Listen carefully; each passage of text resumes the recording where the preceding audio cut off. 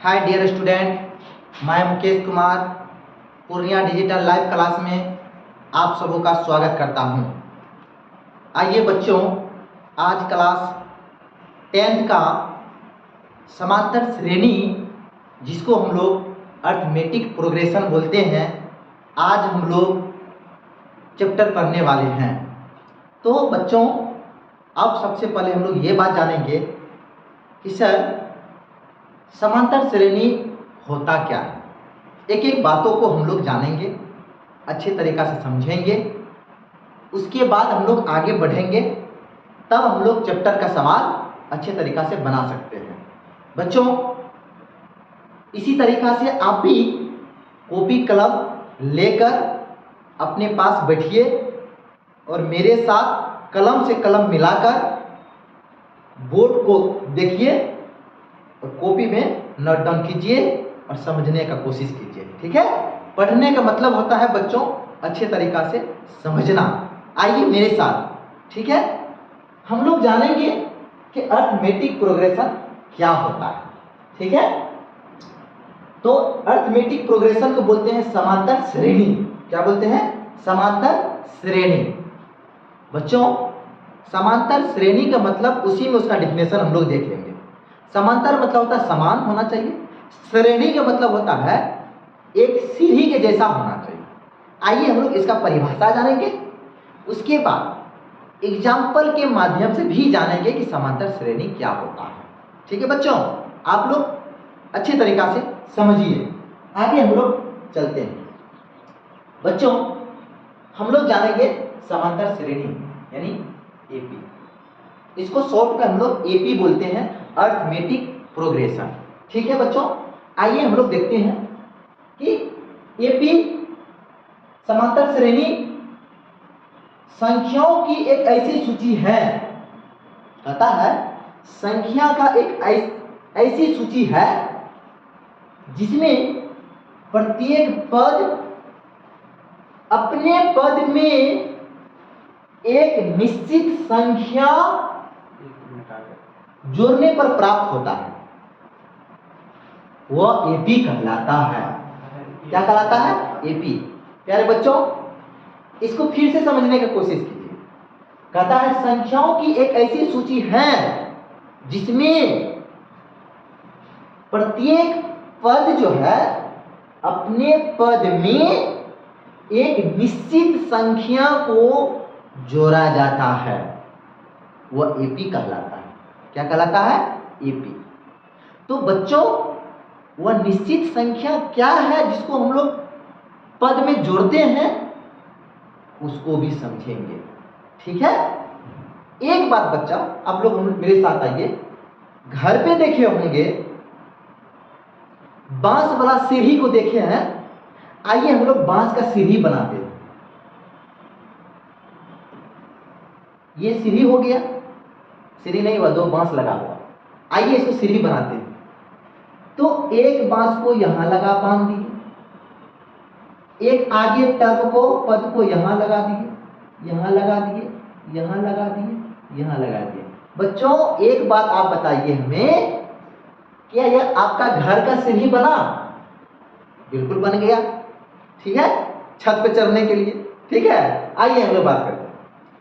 इसमें जो है, ये जो हम इसको बांधे हैं, इसमें जो बांस में जो हम लोग सीढ़ी बना है, तो इसमें देखिए पहला लिए, दूसरा लिए, तीसरा लिए, चौथा, पांचवा, आगे डॉट डॉट बढ़ रहे, जितना बड़ा बनाएंगे उतना बड़ा सीढ़ी बनेगा।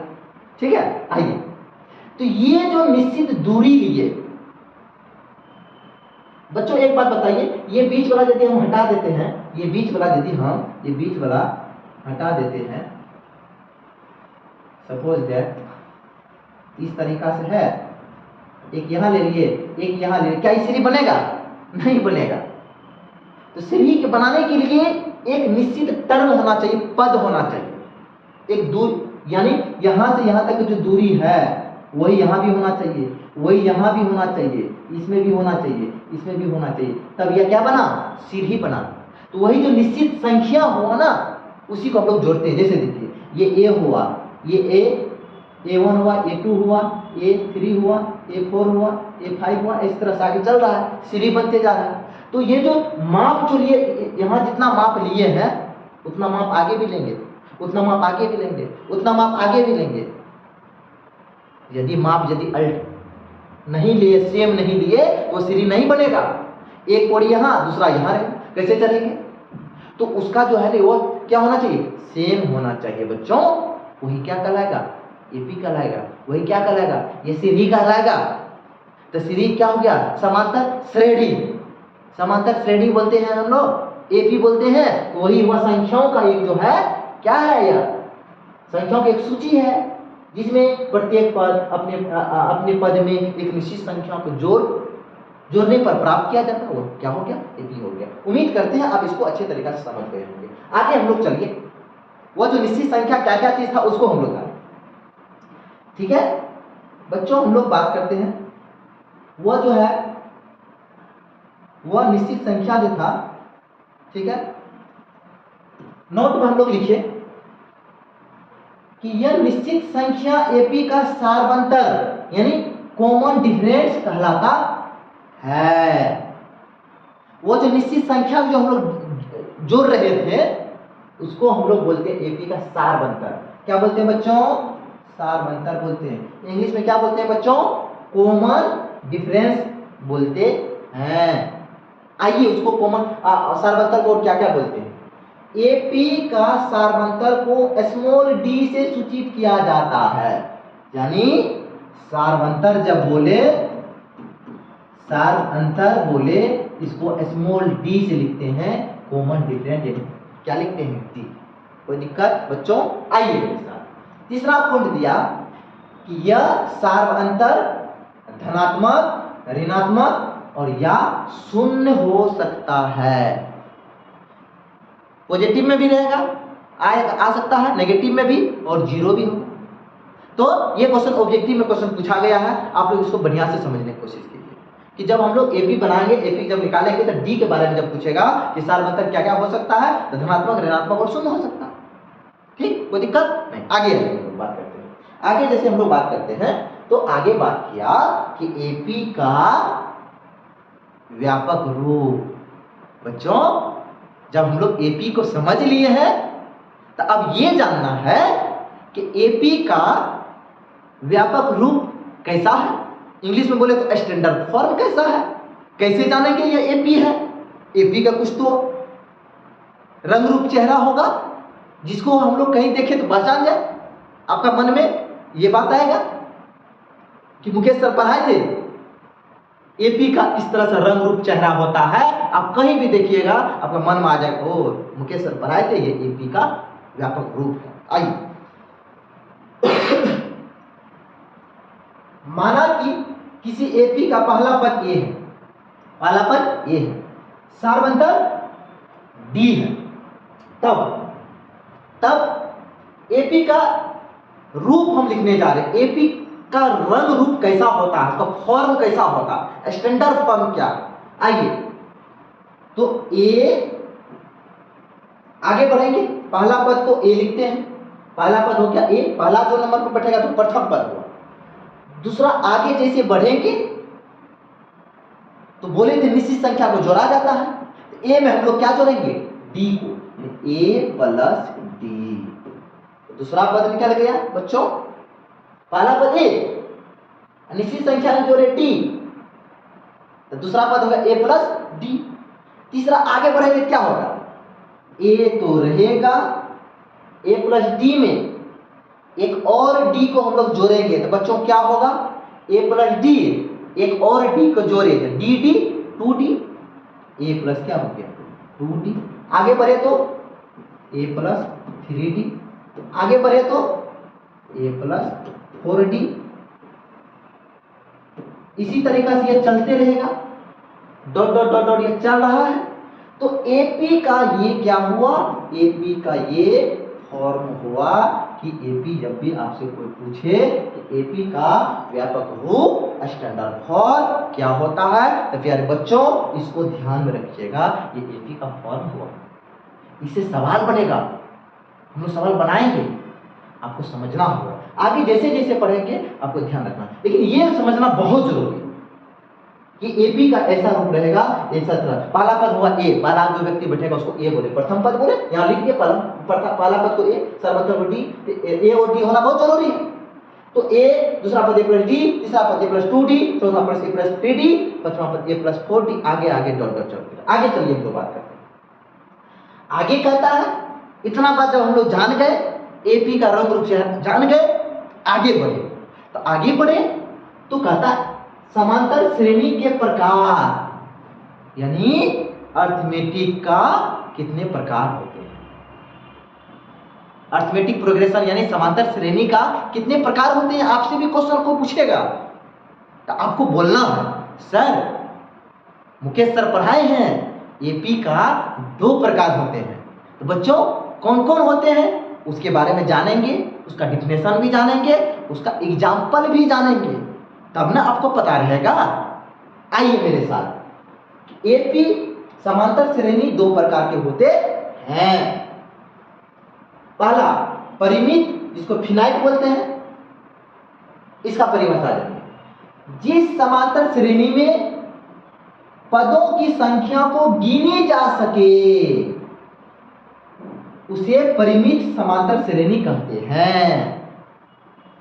गिनी जा सकने मतलब उसको हम लोग गिन सकते हैं। एग्जाम्पल जैसे 1 2 3 4 5 6 7 8 9 डॉट डॉट नहीं, यहां तक ही रहेगा, यहां तक हम लोग इसको गिने। आगे चलते हैं। दूसरा 2 4 6 8 10 12 14 16, समझ रहे हैं ना, ये फिक्स है, डॉट डॉट डॉट डॉट आगे नहीं चल रहा है, ये रुका हुआ है, इसलिए इसको बोलते हैं परिमित फिनाइट। ठीक है, आगे ऐसा जब भी है आपको समझ में आ जाए सर किसको बताए परिमित समांतर श्रेणी है। अब इसी तरीके से हम लोग आगे बढ़ते हैं तो आगे देखिए क्या मिल रहा है। आगे जैसे हम लोग गए तो आगे में हम लोग को मिला है क्या, ध्यान से समझिए बात को, इसको हम लोग समझेंगे इसको। ठीक है, अपरिमित इनफिनाइट एपी दूसरा था। तो जिस समांतर श्रेणी में पदों की संख्या को गिनी नहीं जा सकते हैं, दैट मीन्स हम लोग गिन नहीं सकते, अपरिमित समांतर श्रेणी कहलाते हैं। जो dot dot dot dot dot dot dot चल रहा है इनफिनाइट तक, ठीक है, हम लोग नहीं गिन सकते उसको, तो वह क्या हो गया, इनफिनाइट एपी हो गया। एग्जाम्पल जानिए अब, जैसे में 2 4 6 8 10 12 14 dot dot dot dot dot dot dot dot चल रहा है, कहाँ रुकेगा पता नहीं है। क्लियर बात समझ रहे हैं ना। आइए मेरे साथ और आगे बढ़ते हैं। आगे ले लीजिए 5 10 15 20 25 30 35 dot dot dot dot dot, और कितना गिनिएगा आप, डॉट डॉट चल रहा है अनंत तक, इनफिनाइट तक, इसलिए इसको बोलते हैं इनफिनाइट एपी यानी अपरिमित समांतर श्रेणी। क्लियर है बात, ये टॉपिक आप समझे बढ़िया तरीका से। क्वेश्चन पूछेगा आपसे कि समांतर श्रेणी एपी कितने प्रकार के होते हैं, आप बोलिएगा 2, कौन कौन होते हैं, दोनों का नाम परिमित समांतर श्रेणी, दूसरा अपरिमित समांतर श्रेणी। एग्जाम्पल तो आप समझ गए होंगे। आइए हम लोग आगे बढ़ते हैं। आप लोग मेरे साथ चलिए, कॉपी कलम पे लिखने का कोशिश कीजिए और बोर्ड पे समझने की कोशिश कीजिए। आप समझ ले, पढ़ने का मतलब होता है समझना बच्चों, रियल पढ़ा हुआ है। आप अच्छे तरीके से समझ रहे हैं, कम पढ़िए लेकिन समझ के पढ़िए, बेहतर लगेगा। आइए मेरे साथ, पॉइंट्स टू रिमेंबर, कुछ पॉइंट्स को याद रखना एपी से संबंधित। आइए बच्चों, क्या है समांतर श्रेणी एपी में, कहता है कि समांतर श्रेणी एपी में, ठीक है, एपी में बात करने के लिए कहा, क्या एपी में बोला है कि समांतर श्रेणी एपी में प्रथम पद ए तथा सारवंतर डी की जानकारी होना आवश्यक है। कहने का मतलब बोला है कि आपको एपी में ए और डी होना बहुत जरूरी है। क्लियर बात, ए और डी रहेगा तो हम लोग एपी लिख सकते हैं, और ए और डी नहीं रहेगा तो एपी नहीं बना सकते हैं, इसीलिए ये कहा। आइए दूसरा देखते हैं। समांतर श्रेणी में सार्वंतर ज्ञात करने के लिए अब कहता है कि प्यारे बच्चों कि एपी में जो होगा उसमें सार्वंतर ज्ञात करने के लिए डी बराबर फॉर्मूला होता है, सार्वंतर यानी डी बराबर दूसरा पद घटा पहला पद।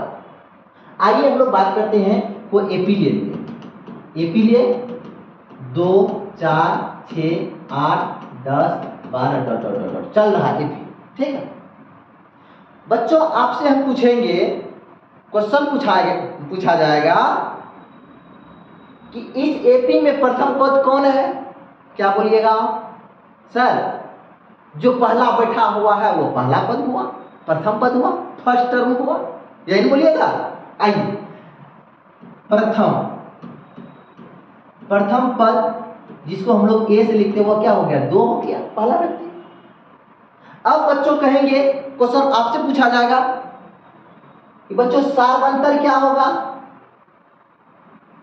सार्वंतर का फॉर्मूला अभी जस्ट पता है, आप याद कीजिए मेरे साथ। सार्वंतर बराबर दूसरा पद में से पहला पद को घटाना है, तो दूसरा पद माइनस पहला पद क्या हुआ? सार्वंतर निकला। आइए तो प्रथम सार्वंतर कहेगा निकालने के लिए,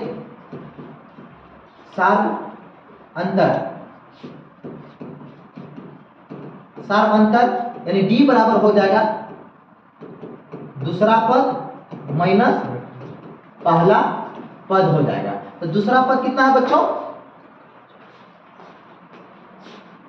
दूसरा पद हो गया बच्चों, इसमें प्रथम पद क्या हो जाएगा? प्रथम पद हो गया, इसको प्रथम पद ए लिखते हैं, जो पहला बैठा हुआ उसी को बोलेंगे प्रथम पद। आइए इसको लिख लेते हैं प्रथम पद। सर प्रथम पद 2 हुआ, पहला नंबर जो बैठा हुआ। आगे आइए, सार्वंतर आपसे कहेगा, सार्वंतर बताइए, सार्वंतर को लिखते हैं डी से। बच्चों आप बताइए हमें कि सार्वंतर बराबर सर फॉर्मूला बताए हैं कि दूसरा पद में से पहला पद को घटा देना है। बच्चों सार्वंतर बराबर, फिर बोलिए, दूसरा पद में से पहला पद को घटाना है, दूसरा पद में से पहला घटाना है, सार्वंतर बराबर दूसरा में से पहला घटाना है। 4 बार बोलिए उसको, सार्वंतर को डी लिखते हैं ना, तो सार्वंतर बराबर दूसरा पद घटा पहला पद, दूसरा में से पहला, दूसरा में से पहला, ठीक है। आइए तो यहां क्या हो जाएगा? दूसरा पद माइनस पहला पद हो जाएगा। बच्चों दूसरा पद कौन हो गया? दूसरा नंबर पे, पहला नंबर पे 2 है, दूसरा नंबर पे 4, यानी 4 में से 2 घटा दिए, कितना निकला बच्चों? 2। क्लियर है बात? तो सार्वंतर का फॉर्मूला ये हुआ, ये नहीं भूलिएगा। एग्जाम हॉल में क्वेश्चन ये पूछता है सार्वंतर बराबर फॉर्मूला क्या होता है? सिंपल है एकदम, ये पूछ देता है सार्वंतर निकाले, तो दूसरा में से पहला तुरंत घटाइए, आंसर मारिए, ऑब्जेक्टिव टिक कीजिए, ठीक है। आइए हम लोग मेरे साथ, अब कहता है इतना बात हम लोग जब जान गए थ्योरी अच्छे तरीका से, तो जितना थ्योरी हम लोग जाने हैं उन थ्योरी से संबंधित सवाल बनना चाहिए आपको, ठीक है। आप बहुत अच्छे से मेहनत कर रहे हैं, एकदम बिल्कुल जिस तरह से बताते जा रहे हैं आप लिखते चलिए, समझते चलिए, आपका टोटल सवाल बनेगा, ठीक है। आइए मेरे साथ आगे हम लोग सवाल पे बात करते हैं, ठीक है। सवाल कहता है, सवाल में कह रहा है कि क्वेश्चन नंबर पहला, यदि प्रथम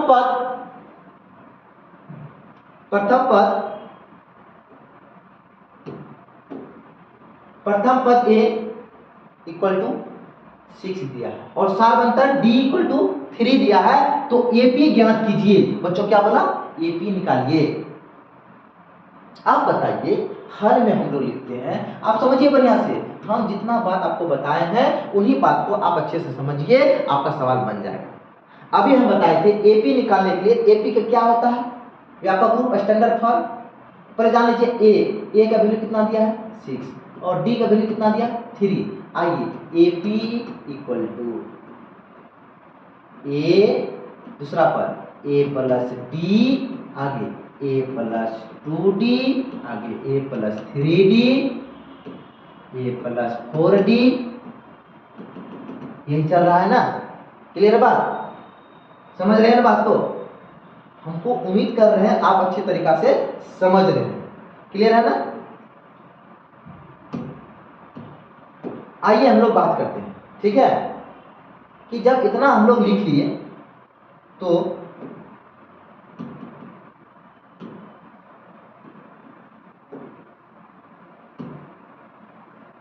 आइए ए का वैल्यू बच्चों क्या है, इसमें इसका मान रखते चलिए।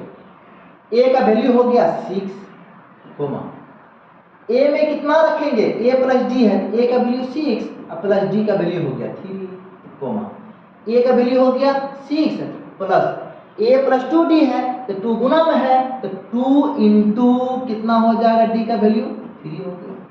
ए का वैल्यू 6 प्लस 3 इंटू डी का वैल्यू कितना हो गया 3, इसका मान डालते चलो। आगे चलिए बच्चों, ए का वैल्यू कितना हो गया 6 और प्लस 4 इंटू डी है, 4 तो रहेगा, 4 इंटू मतलब गुना हो गया, डी का वैल्यू कितना हो गया, डी का वैल्यू यहाँ से उठाइए और यहाँ रख दीजिए, कितना हो जाएगा 3। क्या बच्चों समझ रहे हैं बात को? आइए हम लोग आगे बात करते हैं, ठीक है। आगे क्या कहता है, उस जगह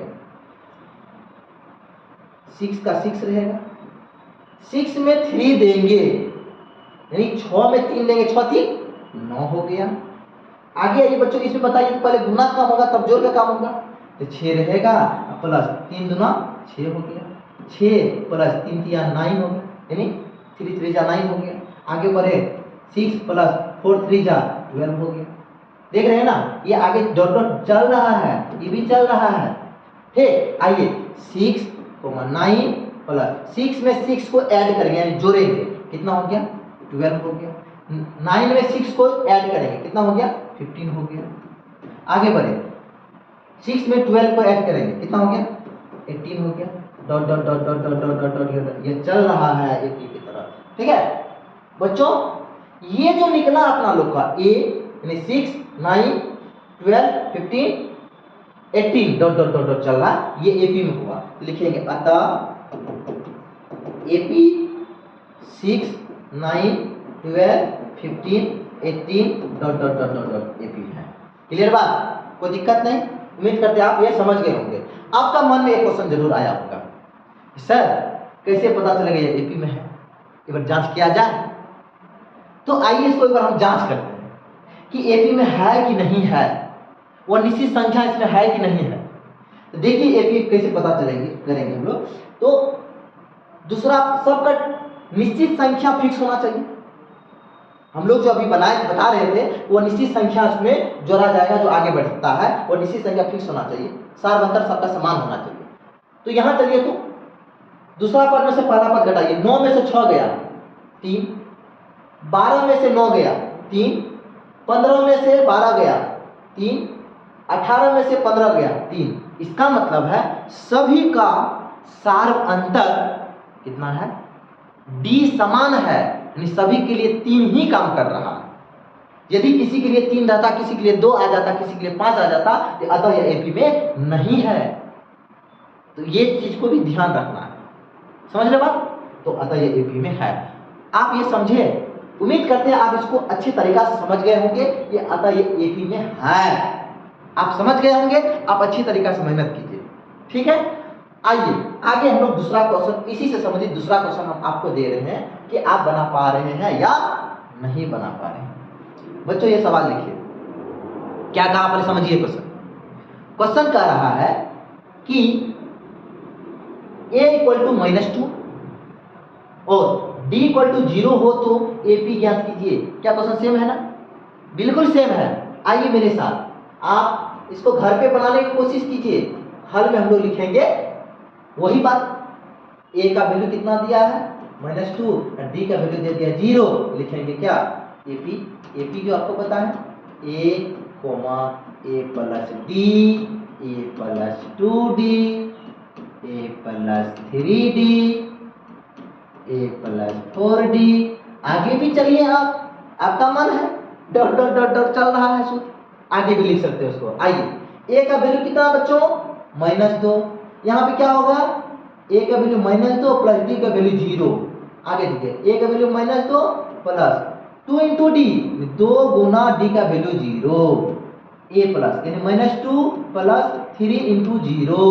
आगे बढ़े -2 plus 4 into 0 dot dot dot dot dot dot चल रहा है। क्लियर है? आइए बच्चों एक बात बताइए, कोई भी संख्या में 0 को जब जोड़ेंगे क्या होगा, संख्या ही उतर जाएगा। क्लियर बात? ये बात कंसेप्ट क्लियर है ना? समझ रहे हैं ना? बिल्कुल समझ रहे होंगे आप। लेकिन एक बात और जानिए, कोई भी संख्या में यदि हम 0 से गुना करेंगे तो उन संख्याओं को क्या कर देगा? 0 कर देगा। समझ रहे बात ना? आइए उसी कंसेप्ट यहाँ पे है। तो -2 हो गया, -2 में 0 जोड़ेंगे तो कितना होगा बच्चों? -2 ही हो जाएगा। आगे बढ़ते हैं, -2 प्लस 2 गुना 0 करेंगे 0 हो जाएगा। -2 प्लस 3 गुना 0 करेंगे 0 हो जाएगा। -2 प्लस 4 गुना 0 0 हो गया। डॉट डॉट डॉट डॉट ये चल रहा है। आगे बढ़े, इसको अच्छा से क्लियर रूप से हम लोग लिखने जा रहे हैं। तो -2 में फिर 0 जोड़ेंगे तो -2 हो गया। तो क्या हो गया? -2 हो गया। फिर -2 में 0 जोड़े तो -2 हो गया। फिर यहाँ पे क्या हो गया? -2 हो गया। Dot dot dot dot dot dot ये चल रहा है। क्या बच्चों ये एपी में है? आप जांच कीजिए इसको, तब तो पता चलेगा एपी में है या नहीं है।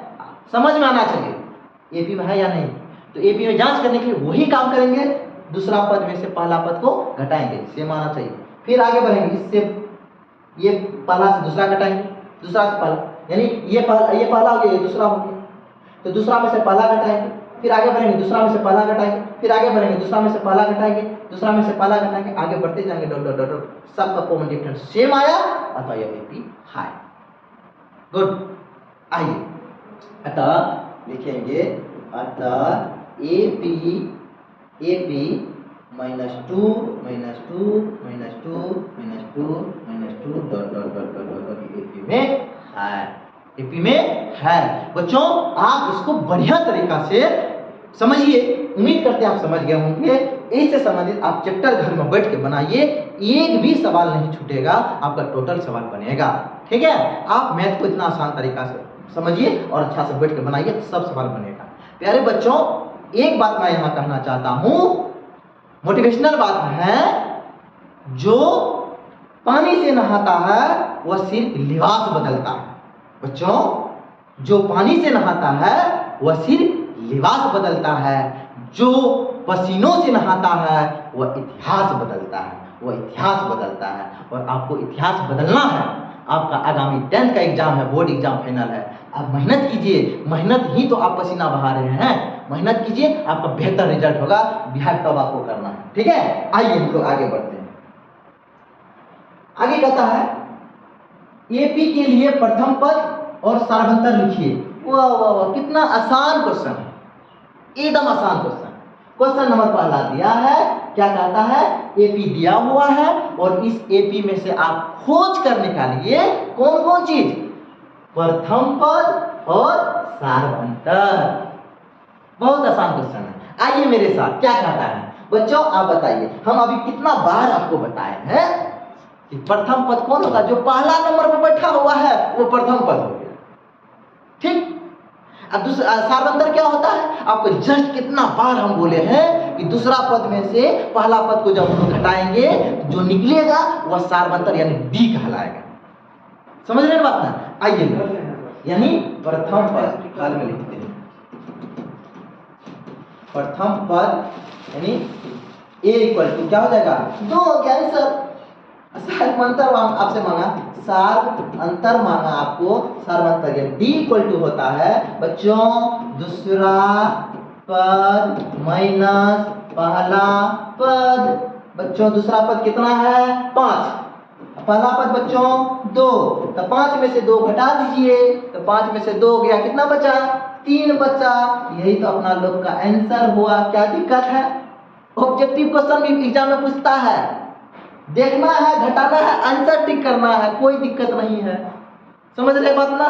आइए हम लोग आगे बात करते हैं। दूसरा सवाल आप बनाइएगा, हम नहीं बनाएंगे, आपको बनाना है। आइए मेरे साथ, आप बोलिए, हम बनाते हैं। ठीक? कहता है AP3, -1, -1, -3 डॉट डॉट डॉट चल रहा है। आप बताइए हमको प्रथम पद कौन है बाबू? प्रथम पद हो गया A इक्वल टू हो गया पहला नंबर कितना? 3। ठीक है? सार्वंतर बोला है, सार्वंतर यानी D इक्वल टू हो गया, दूसरा में से पहला घटाइए, है ना?